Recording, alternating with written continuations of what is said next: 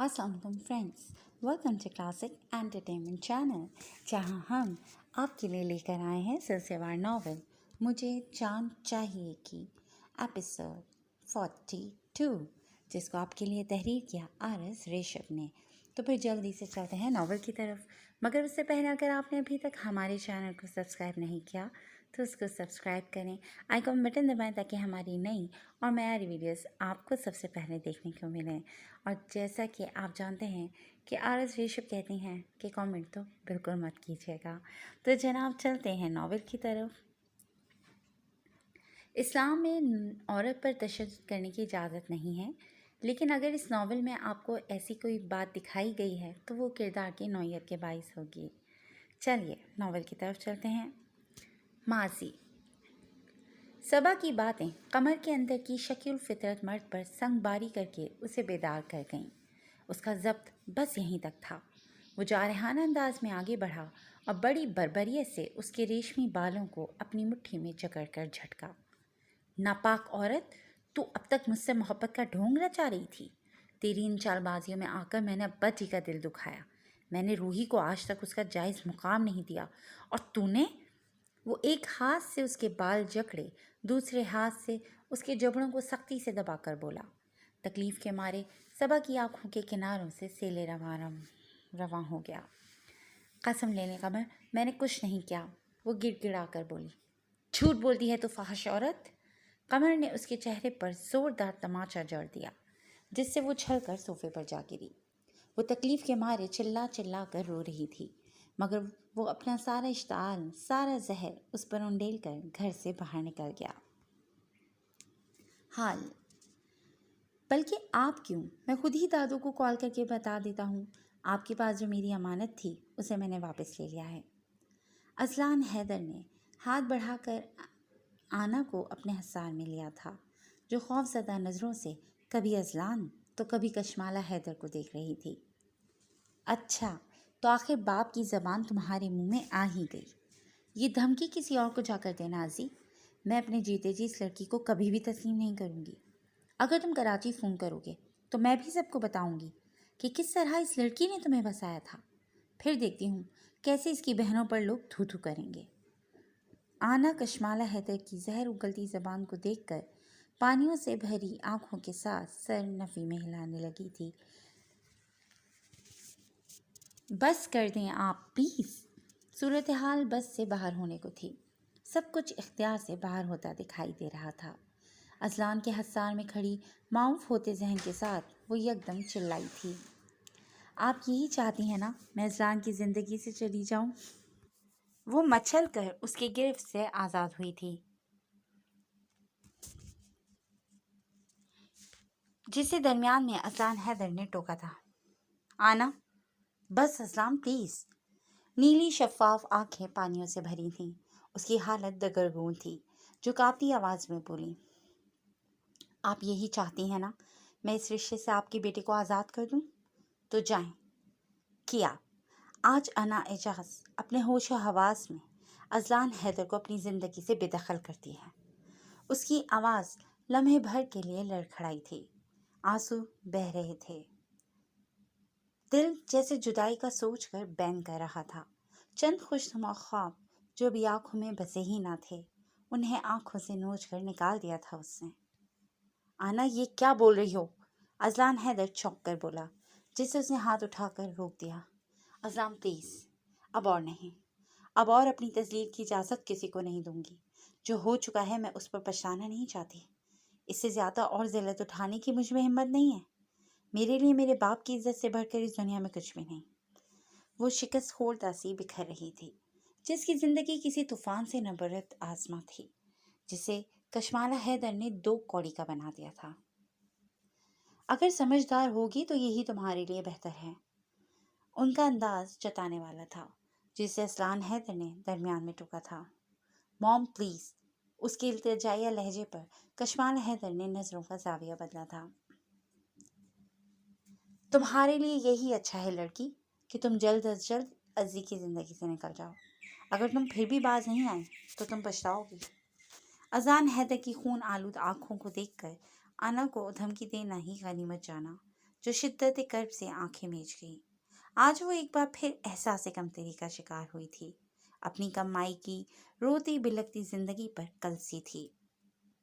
और फिर आज उदासी में लिपटी बैन करती कोहर आलूद रात में दिल पर अनगिनत घाव लिए वो अजलान हैदर की दुनिया से मुंह मोड़ कर चली गई।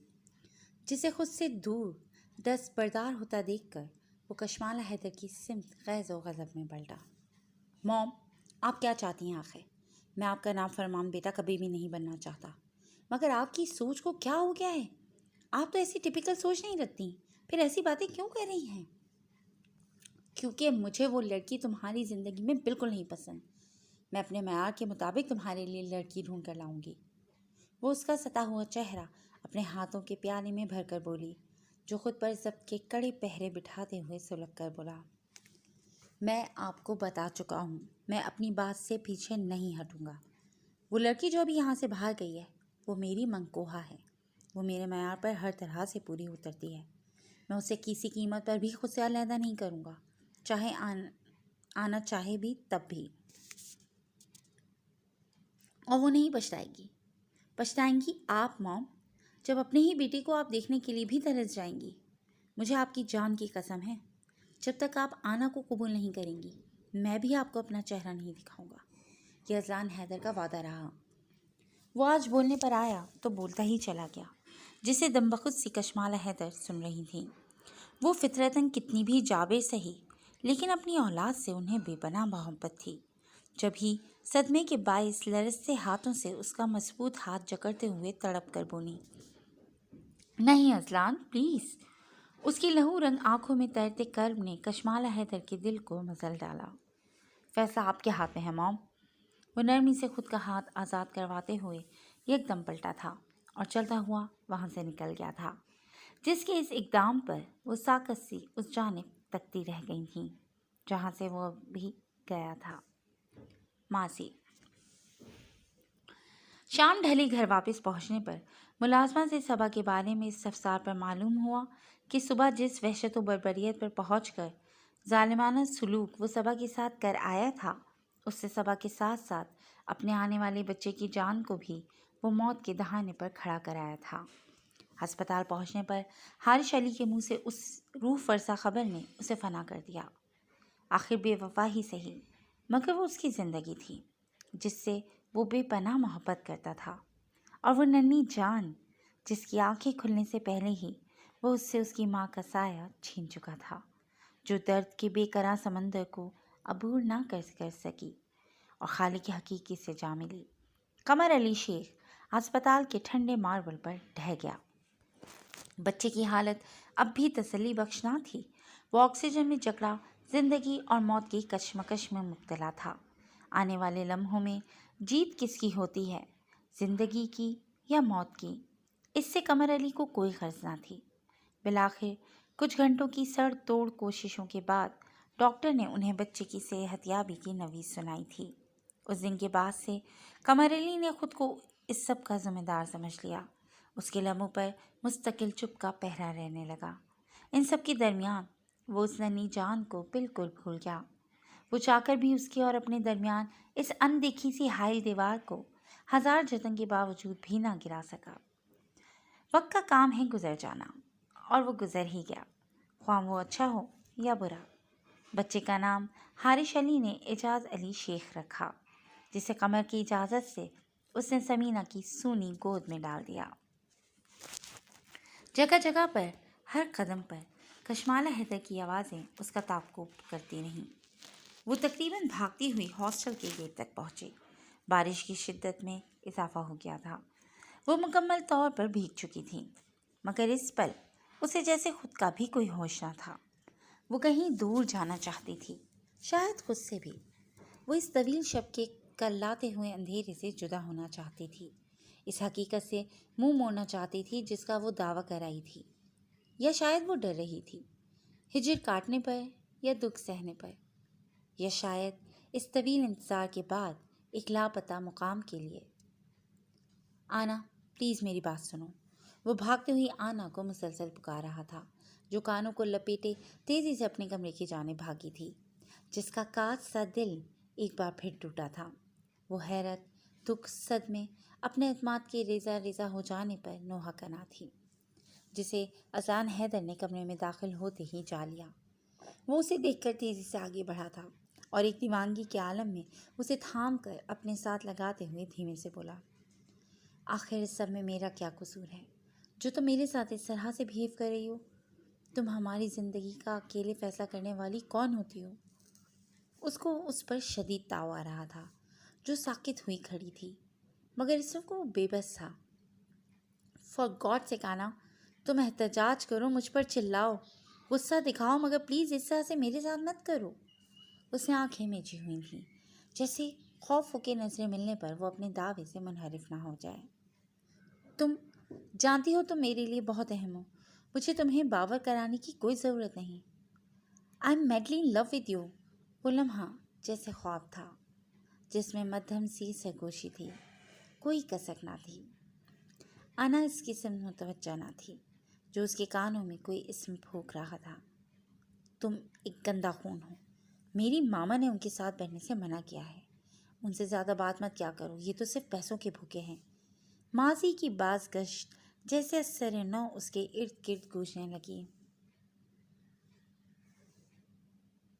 رابل، do you know they don't understand English? اس سرد اور منجمد کر دینے والی سردی میں اس کی آنکھوں سے بجلیاں سی کوننے لگی، اس کا سارا وجود جیسے جھلسنے لگا۔ تب وہ یکدم ہی نفی میں سر ہلانے لگی، جیسے تاریخ ایک بار پھر سب کچھ دہرانے لگی تھی۔ وہ اذان حیدر کے حصار سے ایک جھٹکے سے آزاد ہوئی۔ تو کیا کروں؟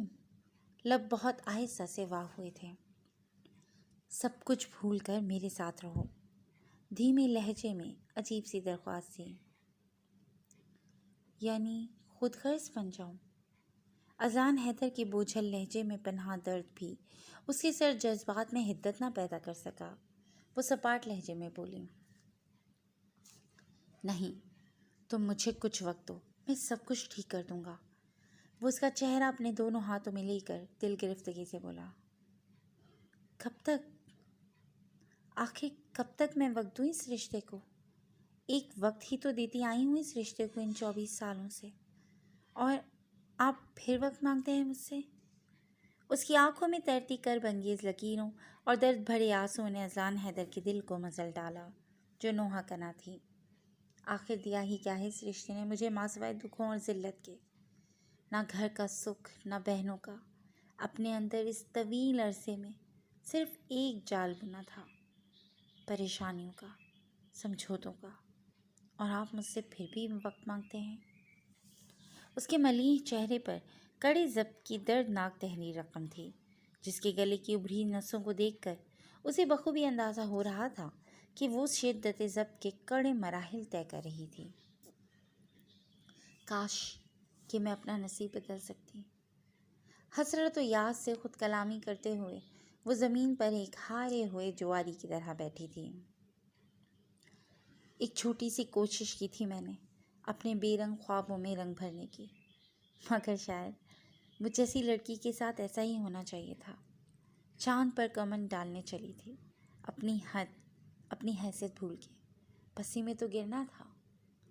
بے بسی، بے کسی کا احساس کس قدر پررزیت و جان لیوا ہوتا ہے، اس کا صحیح معنوں میں اندازہ اذان حیدر کو آج ہو رہا تھا، جو ٹھنڈے ماربل پر بیٹھی اپنی زندگی کی عدالت کے سوال عنکبوت میں محبوس کھڑا تھا۔ آنا؟ وہ 2 قدم چل کر اس کے نزدیک بیٹھا تھا، کمرے کی مدھم روشنی میں ہاتھ بڑھا کر چہرے کا رخ اپنی طرف موڑا تھا، جو اس کی گرفت میں کانپ رہی تھی۔ وقت، حالات، موسم، کچھ بھی میرے حق میں نہیں ہے۔ اگر میرا بس چلتا تو میں اپنی زندگی کا سر نو آغاز کر لیتا، مگر گزرا وقت ریت کی طرح میری مٹھی سے پھسل گیا۔ اذان حیدر نے ہاتھ بڑھایا تھا اور پلکوں پر ٹکے چمکتے ستارے کو اپنی پور پر لے لیا تھا، انہیں مزید بے مول ہونے سے پہلے چن لیا تھا۔ بس کچھ عرصے کی بات ہے آنا، پھر ہم سب ساتھ ہوں گے۔ مدھم لہجے میں جیسے منت کی تھی، اور پھر کہہ کر پچھتایا۔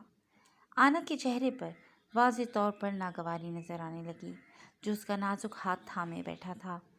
اس نے اپنے ہاتھ کھینچے اور پھر خود بھی اس کے پاس سے ہٹ گئی۔ کتنی محبت کرتے ہیں مجھ سے؟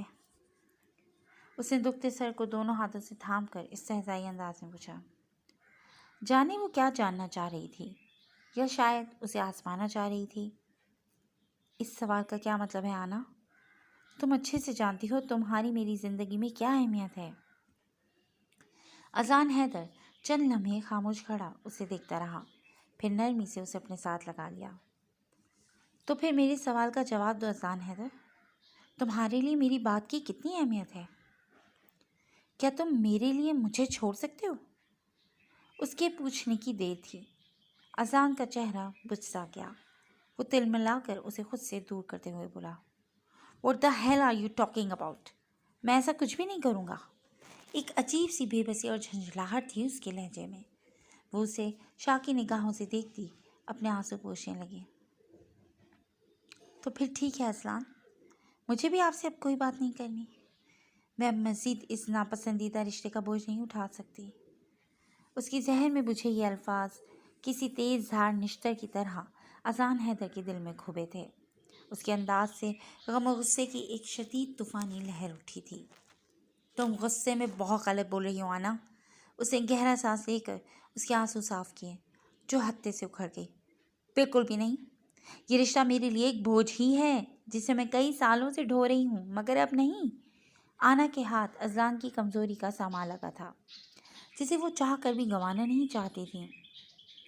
کتنا گلہ تھا اس کی آنکھوں میں، کتنا درد تھا اس کی آواز میں، اور کیسی یاسیت تھی اس صورت پر وہ بے ساختہ نظر چرا گیا۔ تمہیں ہمارا رشتہ بوجھ لگتا ہے آنا؟ تم سراسر جھوٹ بول رہی ہو۔ تم مجھ سے چھپ نہیں سکتی۔ میں تمہاری دل کی ہر بات جان لیتا ہوں، چاہے تم زبان سے کہو نہ کہو۔ تمہاری آنکھیں سارے بھید کھول دیتی ہیں، مگر افسوس ہوا اس بات کا کہ تم محبت تو کرتی ہو پر بھروسہ نہیں۔ وہ آگے اور بھی کچھ کہنا چاہ رہا تھا مگر کہہ نہیں سکا۔ مجھے اب مزید کوئی بات نہیں کرنی آپ سے۔ آپ جلد سے جلد مجھے اس رشتے سے آزاد کر دیں، ورنہ سارے عذاب میرے ہی سر پڑیں گے۔ آنا کا ایسا انداز اس کے صبر و ضبط کی ساری حدوں کو توڑ دینے کی در پہ تھا۔ جب ہی وہ بھڑک کر بولا، Will you please shut up؟ اس نے جھنجھلا کر دیوار پر ہاتھ مارا۔ میرے صبر کی حد اب ختم ہو گئی ہے۔ اگر آئندہ میں نے تمہارے منہ سے ایسے الفاظ سنے تو اچھا نہیں ہوگا۔ اس وقت برداشت کی انتہا سے گزر کر اس کا شدت سے دل چاہا تھا کہ اس کے نازک رخسار پر ایک تھپڑ جڑ دے، تاکہ آئندہ اس طرح کی کوئی بھی بات کرنے کی ہمت نہ کر سکے وہ، مگر وہ ایسا نہ کر سکا سوائے خود پر قابو پانے کے۔ تم اس وقت فرسٹریشن کا شکار ہو آنا، بہتر ہوگا تم دور ہو جاؤ مجھ سے۔ اس کے لہجے میں جھنجھلاہٹ تھی۔ وہ اس کے رونے کو نظر انداز کر دینا چاہتا تھا، مگر ایک تواتر سے بہتے آنسوؤں نے اذان حیدر کو جیسے کسی نادیدہ زنجیر میں جکڑ لیا تھا، مگر وہ دل پر پتھر رکھ کے کمرے کی دہلیز پر رکا۔ تمہارے معاملے میں یہ دل خود غرض ہی ہے آنا اذان، مجھ سے بدگمان مت ہوا کرو۔ میں تم سے بہت محبت کرتا ہوں، تمہارے تصور سے بھی زیادہ۔ کچھ دیر زیریں لب کو دانتوں سے کاٹتا رہا، پھر دھیمے لہجے میں اعتراف کرتا باہر نکل گیا۔ جی فرینڈز، آج کے لیے بس اتنا ہی۔ انشاءاللہ بہت جلد ایک نئی ایپیسوڈ کے ساتھ حاضر ہوں گے۔ تب تک اپنا خیال رکھیے گا۔ ٹیک کیئر اینڈ اللہ حافظ۔